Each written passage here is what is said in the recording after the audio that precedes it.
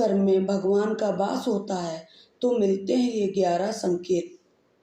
जी हाँ दोस्तों, जब घर में भगवान का वास होता है तो मिलते हैं ये कुछ शुभ संकेत। राधे राधे दोस्तों, अगर हर सुबह आपको यह संकेत मिले तो आप समझ लें कि आपके घर में ईश्वर का वास हो चुका है। वह संकेत क्या हैं, आज हम इसी बात पर चर्चा करेंगे। भगवान को खुश करने के लिए लोग पूजा पाठ और व्रत करते हैं। भगवान के आगे सुबह शाम दीपक जलाते हैं और भगवान को भोग लगाते हैं ताकि भगवान की कृपा उन पर बनी रहे और उन्हें जीवन में किसी भी तरह की समस्या का सामना ना करना पड़े। यह तो हम भी जानते हैं कि भगवान की पूजा और अर्चना करने से वह हमसे प्रसन्न होते हैं, पर क्या आप जानते हैं कि वह हमें इस बात का संकेत भी देते हैं। आइए जानते हैं उन संकेतों के बारे में जो आपको बताते हैं कि भगवान की विशेष कृपा है आप पर। दोस्तों, जब आप पूजा पाठ करते हैं तो ईश्वर का वास आपके घर में होता है, चाहे वह प्रत्यक्ष रूप में हो या अप्रत्यक्ष रूप से वह घर में वास करते हैं तो आपको महसूस हो ही जाता है। कई बार आप उन्हें महसूस भी कर पाते हैं होंगे। कई बार ऐसा होता है कि भगवान आपके घर में वास तो करते हैं लेकिन आपकी कुछ गलतियों से लौट जाते हैं, क्योंकि उस समय अक्सर लोग यह गलती कर देते हैं कि वह भी पूजा पाठ करते हैं और फिर छोड़ देते हैं, फिर कुछ दिन बाद करते हैं और फिर छोड़ देते हैं। तो यह सब ठीक नहीं होता। ईश्वर नाराज हो कर चले जाते हैं, ऐसा आपको कभी नहीं करना चाहिए। बहुत से लोग ऐसे होते हैं जिनके घर में ईश्वर वास करते हैं लेकिन उन्हें स्वयं इस बात का पता नहीं होता है और वह स्वयं उनका अपमान करके उन्हें वापस भेज देते हैं, यह कहकर कि मैं ईश्वर की पूजा तो रोज करता हूँ लेकिन तब भी ईश्वर मुझे क्यों नहीं दिखते हैं। तो आपको यह बता दें, आपके ईश्वर को रुष्ट कर देते हैं। इसलिए आपको आज हम यह संकेत इस वीडियो के में विस्तार से बताएंगे, जिससे आप स्वयं जान पाएंगे कि ईश्वर आपके घर में आ चुके हैं। तो आइए जानते हैं उन संकेतों के बारे में।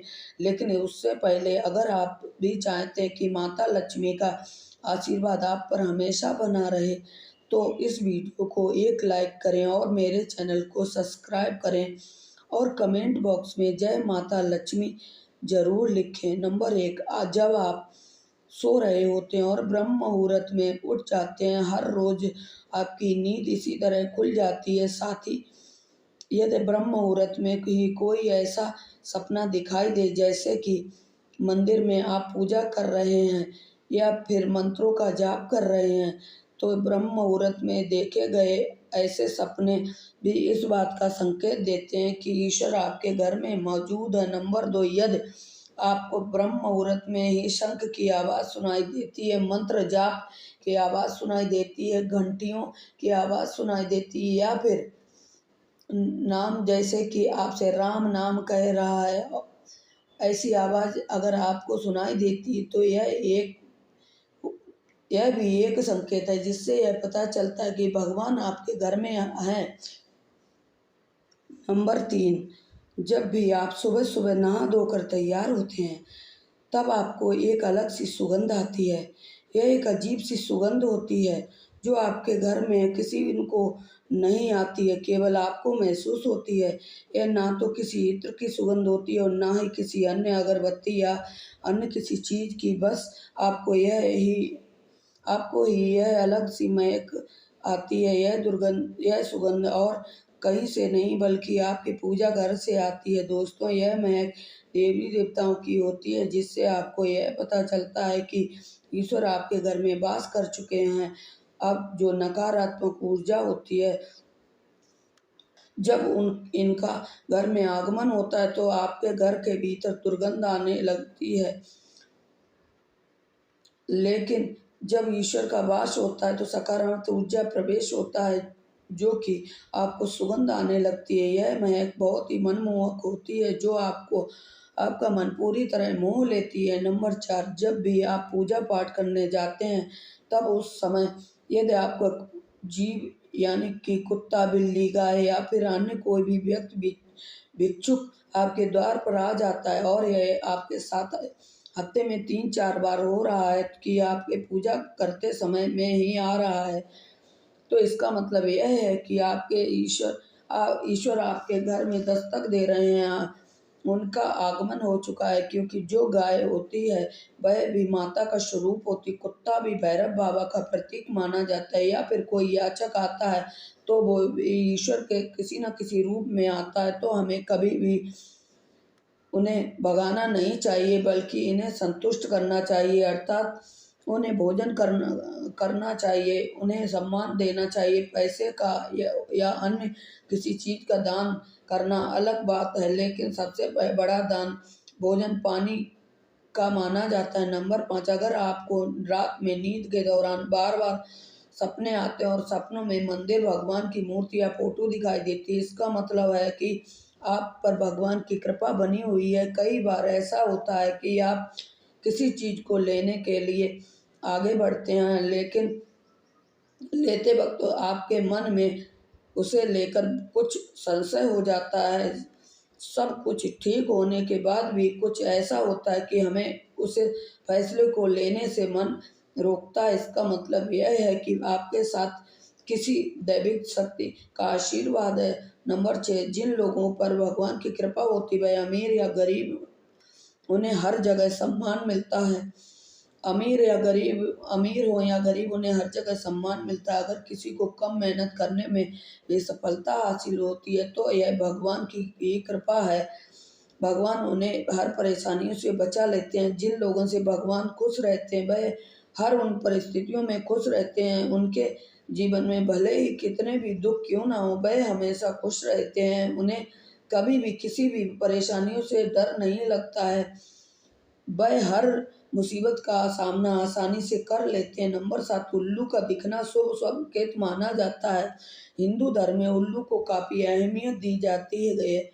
उल्लू को माता लक्ष्मी का वाहन माना जाता है। यदि आपको कहीं उल्लू दिख जाए तो यह बेहद शुभ संकेत माना जाता है। किसी जगह अचानक उल्लू दिख जाए तो समझ लीजिए कि जल्द ही लक्ष्मी माता आपके घर पधारने वाली हैं। नंबर 8, खान पान में आने लगता है बदलाव। माँ लक्ष्मी जिस घर में प्रवेश करती है उस घर में लोगों को भूख कम लगती है। खास बात यह है कि ऐसे लोगों को कम खाना भी पर्याप्त लगता है। इसके अलावा ऐसे घरों के लोग नशा और मांसाहार से भी दूर रहते हैं। नंबर 9, धन की देवी माँ लक्ष्मी को साफ सफाई बहुत पसंद है। जिन घरों में साफ सफाई होती है माता लक्ष्मी उस घर में ही वास करती हैं। इसके अलावा माँ लक्ष्मी को सफाई में इस्तेमाल की जाने वाली झाड़ू भी बहुत प्रिय होती है। कहा जाता है कि सुबह के समय कहीं जाते हुए यदि आपके घर के बाहर कोई भी झाड़ू लगाता दिख जाए तो यह बहुत शुभ संकेत माना जाता है। नंबर 10, शंख की आवाज़ देती है शुभ संकेत। हिंदू धर्म में शंख को एक अहम स्थान दिया गया है, इसलिए किसी भी शुभ अवसर पर होने वाली पूजा पाठ में शंख बजना अत्यधिक शुभ माना जाता है। यदि सुबह उठने के बाद आपको शंख की आवाज़ सुनाई दे तो यह एक शुभ संकेत माना जाता है कि सुबह उठने के बाद शंख की आवाज़ सुनाई देना आपके घर में माँ लक्ष्मी के आगमन का संकेत देता है। नंबर 11, यदि आपको लगातार 3 दिनों तक घर से बाहर निकलते समय नीलकंठ पक्षी दिखाई दे तो समझ लीजिए कि इस भगवान ने आपकी सुन ली है। आपकी जल्द ही कोई बड़ी मनोकामना पूरी होने वाली है।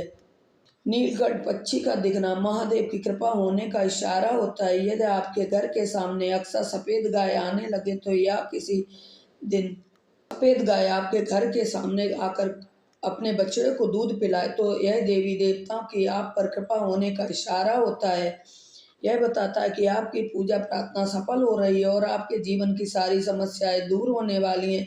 भगवान आपके सारे कष्ट और बुरे दिन दूर करने वाले हैं। नंबर 12, यदि घर के मुख्य द्वार के आसपास चिड़िया घोंसला बना ले तो यह बहुत ही शुभ संकेत माना जाता है। यह इस बात का प्रमाण है कि आपकी पूजा सफल हो गई है। चिड़िया और उसके बच्चों को गलती से भी ना सताएं बल्कि उनके लिए दाना पानी रखें। यदि पूजा करते समय आप इतने भावपूर्ण हो जाएं कि आपकी आंखों से आंसू निकलने लगें तो यह इस बात का संकेत है कि ईश्वर ने आपके मन की पुकार सुन ली है।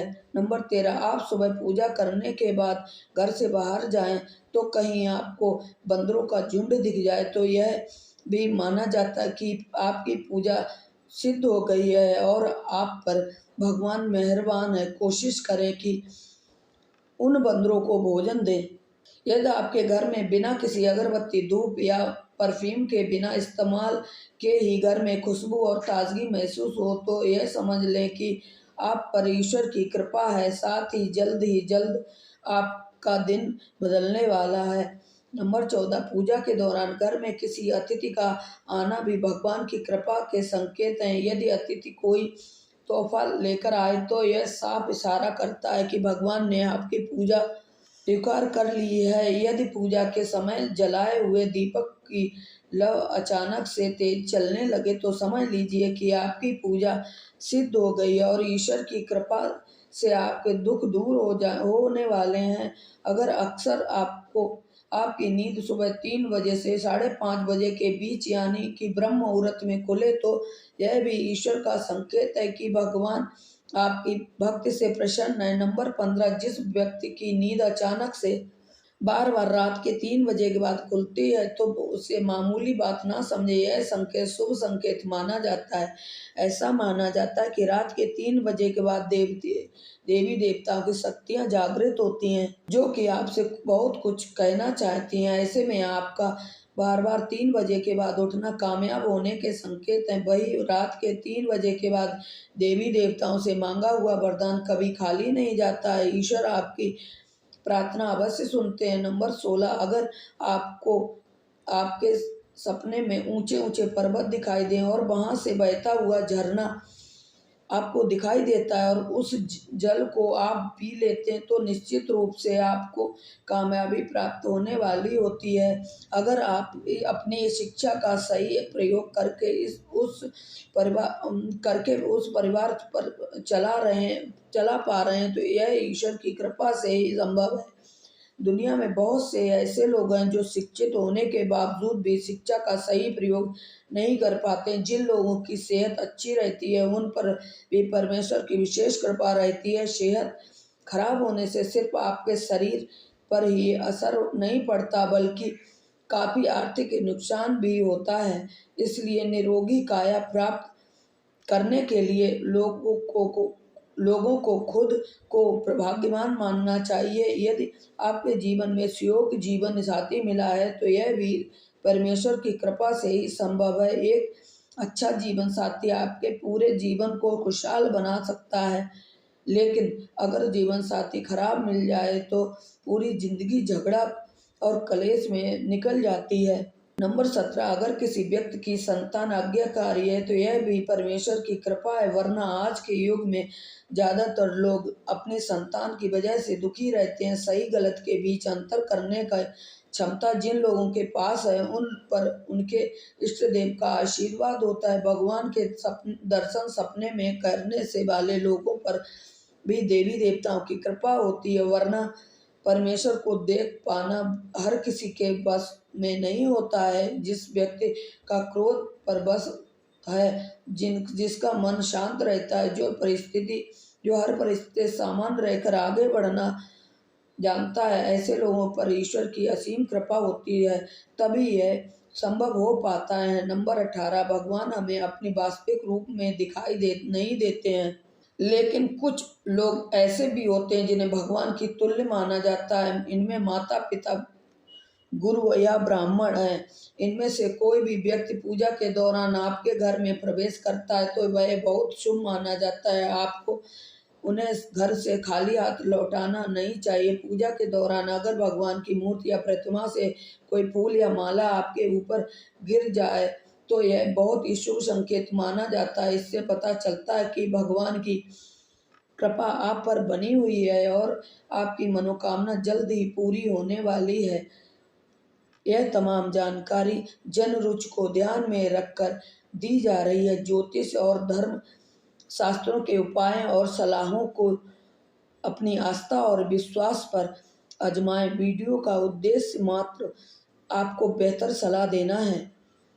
इस संदर्भ में हम किसी प्रकार का कोई दावा नहीं करते हैं। तो दोस्तों, ये वीडियो अच्छी लगी हो तो वीडियो को लाइक और चैनल को सब्सक्राइब ज़रूर कर लें और कमेंट बॉक्स में जय माता लक्ष्मी लिखना ना भूलें। धन्यवाद।